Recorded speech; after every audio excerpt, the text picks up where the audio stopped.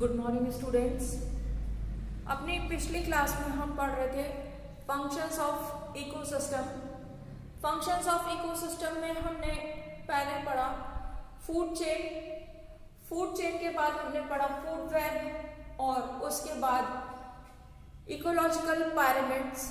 अब हम इकोसिस्टम का अगला फंक्शन पढ़ेंगे, वो है एनर्जी फ्लो, ऊर्जा का प्रवाह। किसी भी इकोसिस्टम में ऊर्जा का प्रवाह पढ़ने से पहले हमें कुछ बातों का ध्यान रखना होगा। सबसे पहली बात, सबसे इम्पोर्टेंट कि सोर्स ऑफ एनर्जी इज सन। सूरज या सूर्य का प्रकाश जो है वो बेसिक नेचुरल सोर्स है, सोर्स ऑफ एनर्जी या बेसिक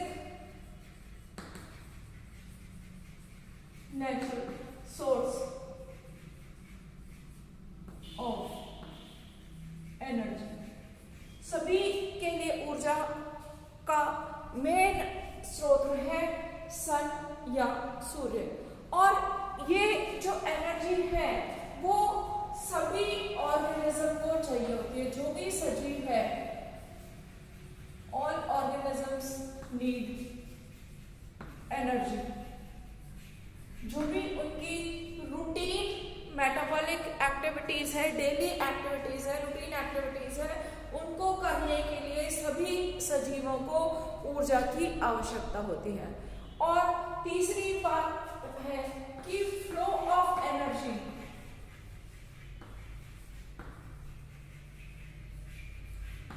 फ्लो ऑफ एनर्जी जो है वो वन वे है,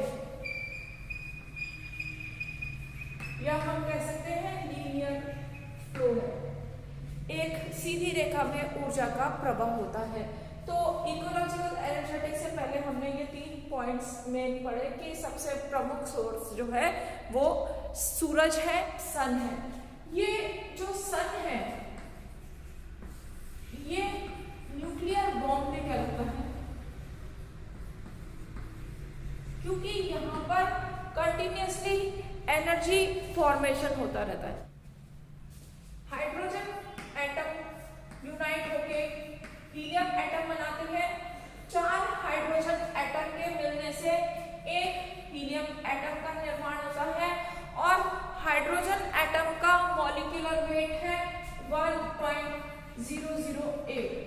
4 हाइड्रोजन एटम के मिलने से जब एक हीलियम बनता है तो उसका मॉलिक्यूलर वेट है 4.003।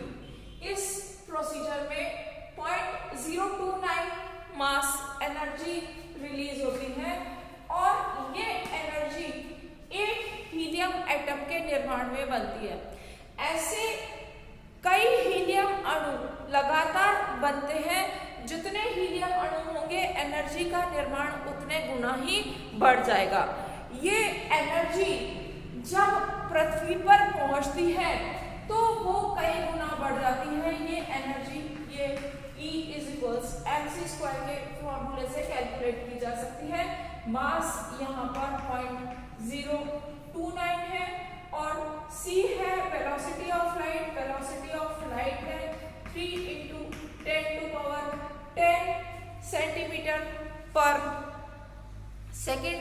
तो ये जो है इस फॉर्मूले से ये एनर्जी कैलकुलेट की जाती है। ये जो एनर्जी है ये अर्थ के सरफेस पर पहुंचती है in the form of solar radiation, जिसको कि हम इंसिडेंट सोलर रेडिएशन भी कहते हैं। ये ऊर्जा की मात्रा पृथ्वी पर पहुंचती है कहां से? सूरज से, वातावरण से होके, और वहां पर ये जो है कई गुना बढ़ जाती है। इन सोलर रेडिएशन की ऊर्जा के मुख्य सोर्स से ही आगे जाके ऊर्जा का एक चरण से दूसरे चरण में, एक ट्रॉफिक लेवल से दूसरे ट्रॉफिक लेवल में ट्रांसफर होता है। पृथ्वी की सतह पर, अर्थ सरफेस पर जितनी सोलर एनर्जी पहुंचती है, जिस रेट से पहुंचती है, उसको कहते हैं सोलर कांस्टेंट।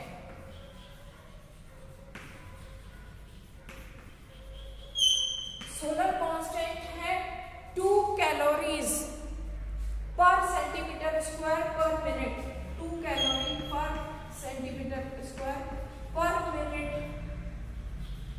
ये जो है सोलर कांस्टेंट है। सोलर कांस्टेंट का मतलब है amount of radiant energy accepted by earth is called incoming solar radiation या सोलर कांस्टेंट। ये जो सोलर कांस्टेंट है ये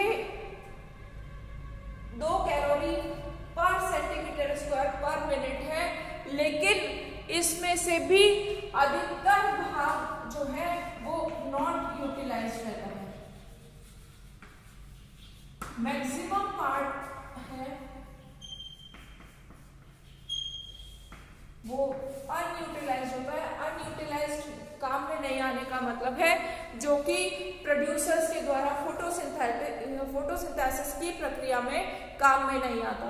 और ये नॉट यूटिलाइज वाला पोर्शन या तो पृथ्वी की सतह के द्वारा एब्जॉर्ब कर लिया जाता है या रिफ्लेक्ट कर दिया जाता है वापस से वातावरण में। Only 1/50 crore part of solar radiation या बहुत छोटा पार्ट जो है वो यूटिलाइज होता है। यूटिलाइज का मतलब है utilise in photosynthesis by producer. तो कुल मिला के यहाँ पर हम कह सकते हैं कि किसी भी इकोसिस्टम एनर्जेटिक्स में हम 3 चीजें मेन पढ़ते हैं। हम क्या पढ़ते हैं कि quantity of solar radiation reaches on earth,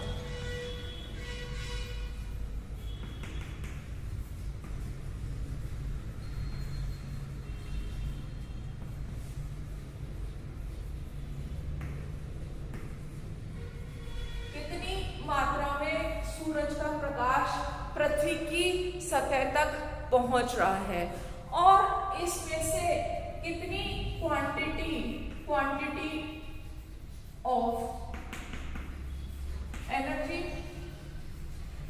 utilised by green plants in the process of photosynthesis.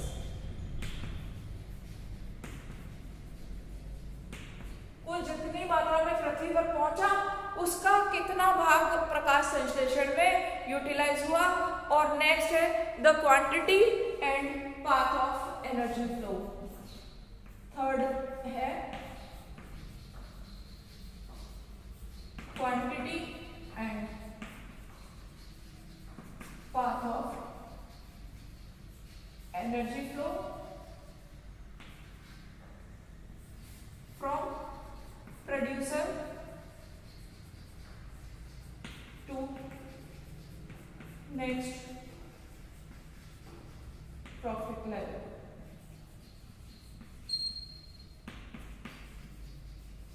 ये कंज्यूमर। तो इस हिसाब से यहाँ पर हम 3 चीजें मेन पढ़ते हैं कि कितनी कुल ऊर्जा पृथ्वी की सतह तक पहुंची, उसमें से कितनी प्रकाश संश्लेषण में काम में आई और उसमें से कितनी जो है प्रोड्यूसर से कंज्यूमर में पहुंची।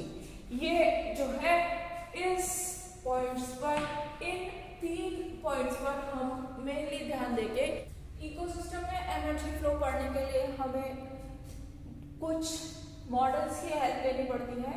इन मॉडल्स की सहायता से हम एनर्जी फ्लो को बहुत अच्छे से समझ सकते हैं।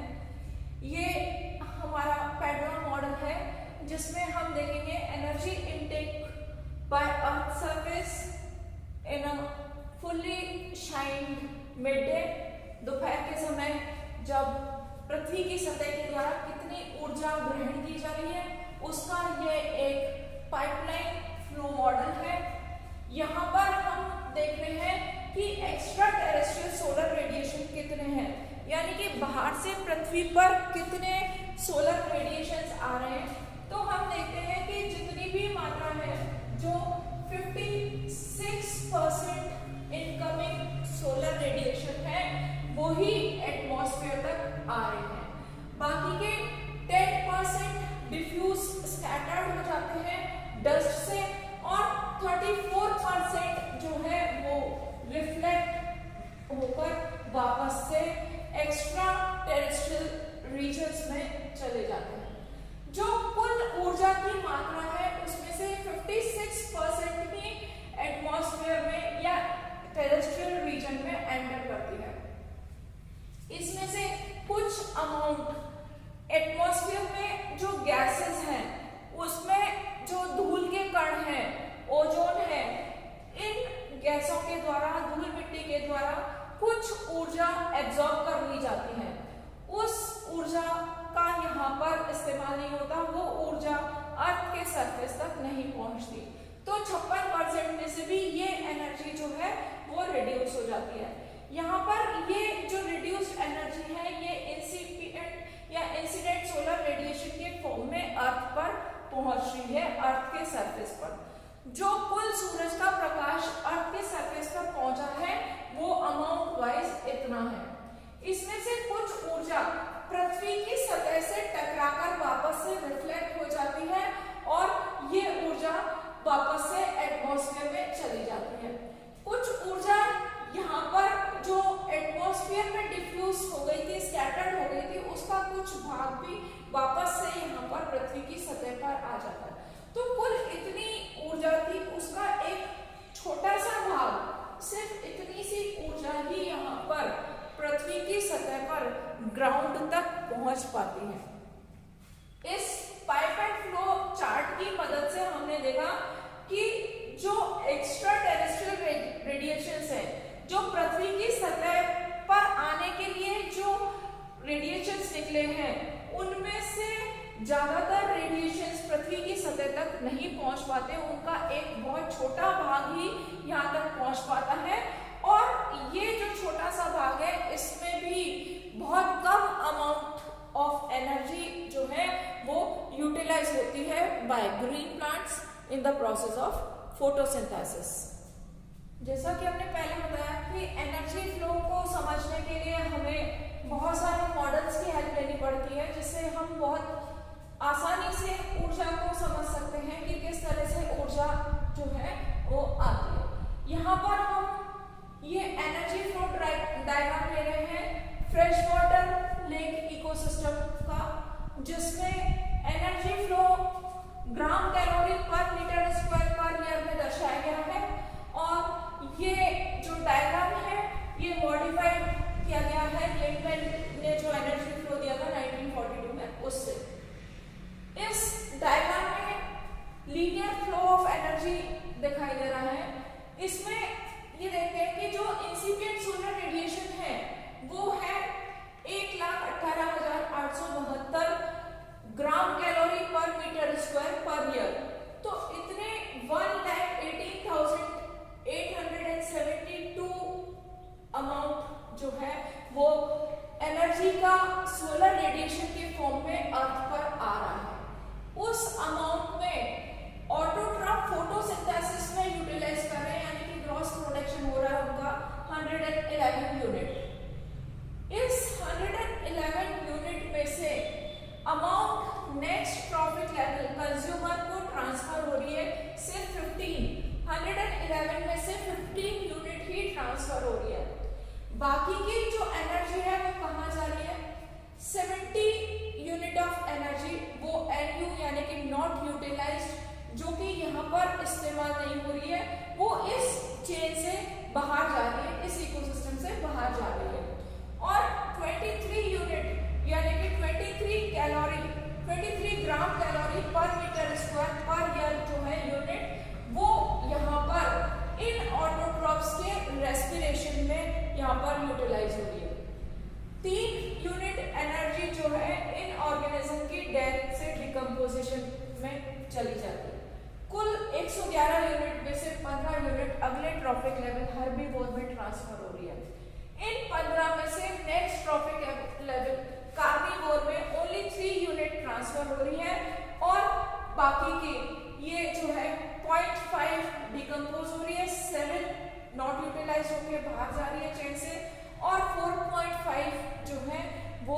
रेस्पिरेशन में यूटिलाइज होती है।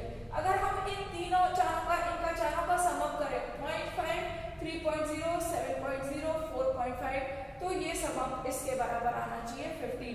तो ये इसका एनर्जी का फ्लो है कि किस तरह से ये एनर्जी अगले ट्रॉफिक लेवल में जा रही है। कार्निवोर में 3 यूनिट ऑफ एनर्जी है, जिसमें से 1.2 यूनिट नॉट यूटिलाइज रहती है। डिकम्पोजिशन कार्निवोर के जो एनर्जी रिलीज होती है न्यूट्रिएंट पूल में, वो ट्रेसेस में बहुत कम या नेग्लिजिबल होती है, और रेस्पिरेशन में 1.8 यूनिट एनर्जी कंज्यूम होती है। ये जो डायग्राम है इसकी हेल्प से हमें ये पता चलता है कि कितना amount of energy solar radiation से आ रहा है, उसमें प्रोड्यूसर्स कितने यूनिट एनर्जी फोटोसिंथेसिस में यूटिलाइज कर रहे हैं, और देन प्रोड्यूसर से हर्बीवोर्स नेक्स्ट ट्रॉफिक लेवल में कितने अमाउंट ऑफ एनर्जी ट्रांसफर हो रही है, और हर्बीवोर से नेक्स्ट ट्रॉफिक लेवल कार्निवोर में कितने अमाउंट ऑफ एनर्जी ट्रांसफर हो रही है। हर ट्रांसफर में there is a loss of energy. जो ऊर्जा यहाँ पर 111 से 15 रह गई है और 15 से 3। हर ट्रॉफिक लेवल में ऊर्जा का हास होता है, या जैसे जैसे हम अगले ट्रॉफिक लेवल में जाते जाते हैं अमाउंट ऑफ एनर्जी जो है कम होता जाता है। ये हम पहले भी पढ़ चुके हैं, इसीलिए हमारा पायरामिड ऑफ एनर्जी जो है वो स्ट्रेट आता है। तो यहाँ पर इस डायग्राम के हेल्प से हमने ये एनर्जी बजट देखा कि कितनी ऊर्जा आ रही है सूर्य के प्रकाश से, कितनी प्रोड्यूसर यूज कर रहे हैं, कितनी आगे ट्रांसफर कर रहे हैं नेक्स्ट ट्रॉफिक लेवल में, कितनी रेस्पिरेशन में यूटिलाइज कर रहे हैं, कितनी ऊर्जा डिकम्पोजिशन में जा रही है, और कितनी नॉट यूटिलाइज फॉर्म में इस इकोसिस्टम से बाहर जा रही है। ये जो है ये प्रोजेक्शन हमें इन फ्लो चार्ट की हेल्प से दिखाई देता है। ये है एनर्जी फ्लो का मॉडल जो लिंडमैन ने 1942 में दिया। इस मॉडल में भी लिंडमैन ने ये बताया कि 118,872 ग्राम कैलोरी पर सेंटीमीटर स्क्वायर पर ईयर जो एनर्जी है वो इनकमिंग सोलर रेडिएशंस के फॉर्म में आ रही है। इसमें से केवल 111 यूनिट ऑफ एनर्जी ऑटोट्रॉप्स के द्वारा यूज की जा रही है फोटोसिंथेसिस में, जिसको ग्रॉस प्रोडक्शन कहा गया, और बाकी की अमाउंट ऑफ एनर्जी जो है वो रेडिएशंस नॉट एब्जॉर्ब्ड हैं, जो कि सूर्य के प्रकाश की वो ऊर्जा है प्रकाश संश्लेषण में काम में नहीं आ रही है। उसका अमाउंट है 1,18,761 यूनिट। इस 111 यूनिट में से 15 यूनिट हर्बीवोर में ट्रांसफर की जाती है, ये 3 यूनिट डिकम्पोजिशन में चली जाती है, 17 नॉट यूटिलाइज होके इस पूल में चली जाती है, और 23 unit energy respiration and heat losses में कंज्यूम हो जाती है। नेक्स्ट ट्रॉफिक लेवल हर्बीवोर में out of 15 unit 0.5 unit decomposers के थ्रू डिकम्पोज हो जाती है, न्यूट्रिएंट पूल में चली जाती है, और ये जो 4.5 यूनिट एनर्जी है रेस्पिरेशन में चली जाती है, रेस्पिरेशन और हीट लॉसेस में। ये 15 यूनिट एनर्जी जो है हर्बीवोर का ग्रॉस प्रोडक्शन है, इसमें से ओनली 3 यूनिट कार्निवोर में ट्रांसफर होती है। इन 3 यूनिट में से कार्निवोर में से 1.2 नॉट यूटिलाइज होती है, 1.8 यूनिट रेस्पिरेशन में काम में आ जाती है, और डिकम्पोजिशन से एनर्जी ट्रेसेस में निकलती है। तो ये जो है ये एक टोटल एनर्जी बजटिंग है, फ्लो है कि ऊर्जा कहाँ से आती है, कितनी आती है, और वो ऊर्जा में से कितना भाग कहाँ जाता है, अगले ट्रॉफिक लेवल में एनर्जी कितनी जाती है, डिकम्पोजिशन में कितनी जाती है, रेस्पिरेशन और हीट लॉसेस में बॉडी को मेंटेन करने में कितनी एनर्जी यूटिलाइज होती है, और कितनी मात्रा में एनर्जी अनयूटिलाइज्ड होके इस सिस्टम से बाहर निकल जाती है। ये सारा विथ वैल्यूज जो है ये लिंडमैन ने स्टडी किया था लेक मिनेसोटा के लिए, और ये जो स्टडीज है ये 1942 में की गई। अपने आज के लेक्चर में हमने इकोसिस्टम के लिए ऊर्जा के बारे में अलग अलग मॉडल्स की हेल्प की सहायता से पढ़ा। हमने पढ़ा कि किस प्रकार से ऊर्जा हमें सतत रूप से सूर्य के प्रकाश के रूप में सोलर रेडिएशन से आने वाली इलेक्ट्रोमैग्नेटिक वेवलेंथ के रूप में उपलब्ध है, कितना अमाउंट ऊर्जा का एक्स्ट्रा टेरेस्ट्रियल सोलर रेडिएशन के रूप में हमें मिल रहा है, उसमें से कितना भाग, एक छोटा सा अंश ही एटमॉस्फेयर तक पहुंच रहा है।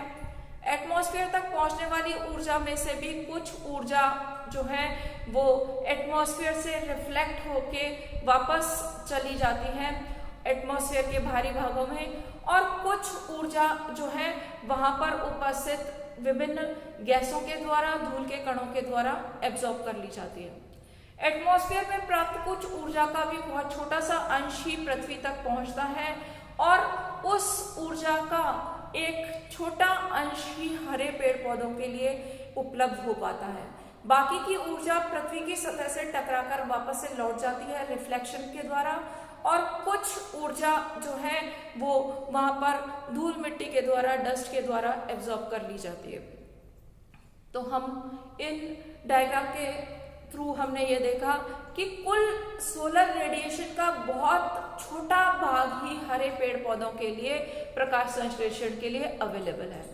वो जो छोटा भाग जो प्रकाश संश्लेषण के माध्यम से पौधे इस्तेमाल कर रहे हैं ऊर्जा का, वो भाग किस तरह से अगले ट्रॉफिक लेवल में प्रोड्यूसर से कंज्यूमर में ट्रांसफर हो रहा है, उस ऊर्जा का कितना भाग जो है रेस्पिरेशन और हीट में उसके प्राण के स्वयं के काम में आ रहा है, कितना भाग नॉट यूटिलाइज्ड फॉर्म में सिस्टम से बाहर निकल रहा है, और कितना छोटा अंश डिकम्पोजर के द्वारा डिकम्पोज करके न्यूट्रिएंट पूल में डाला जा रहा है।